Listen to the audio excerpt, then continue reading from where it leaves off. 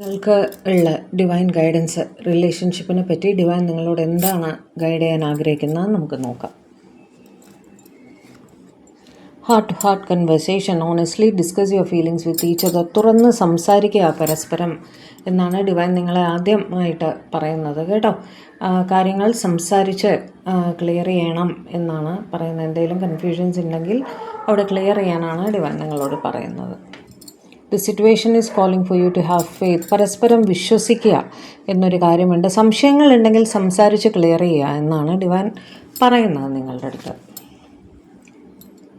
There is not enough attraction or chemistry to keep this relationship going.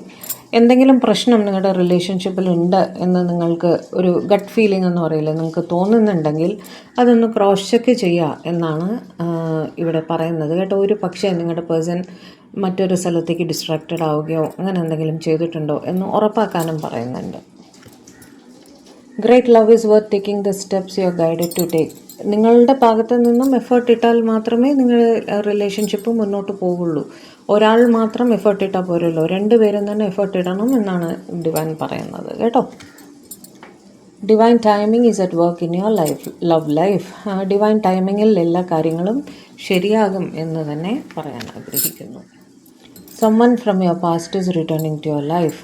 നിങ്ങളുടെ ഒരു X, നിങ്ങളെ വിട്ടുപോയ ഒരാൾ അയാളുടെ തെറ്റ് മനസ്സിലാക്കി നിങ്ങളുടെ ലൈഫിലേക്ക് തിരിച്ചു വരാൻ പോകുന്നു എന്ന് പറയുന്നു. ഇദ്ദേഹത്തിന് മാപ്പ് കൊടുക്കണോ വേണ്ടോ എന്നുള്ളത് നിങ്ങളുടെ ഇഷ്ടമാണ് കേട്ടോ. Release your ex, the time has come to clear your energy. അതങ്ങ് വിട്ട് കളയാനാണ് ഡിവൈൻ പറയുന്നത്. അങ്ങനെ ഒരു എക്സ് നിങ്ങളുടെ ലൈഫിലേക്ക് തിരിച്ചു വരികയാണെങ്കിൽ അതിൽ കടിച്ചു തൂങ്ങി നിൽക്കാതെ അതിനങ്ങ് വിട്ട് കളയാനാണ് ഡിവൈൻ പറയുന്നത് കേട്ടോ. Yes, this is your soulmate. അതൊരു പുതിയ പേഴ്സണാണ്.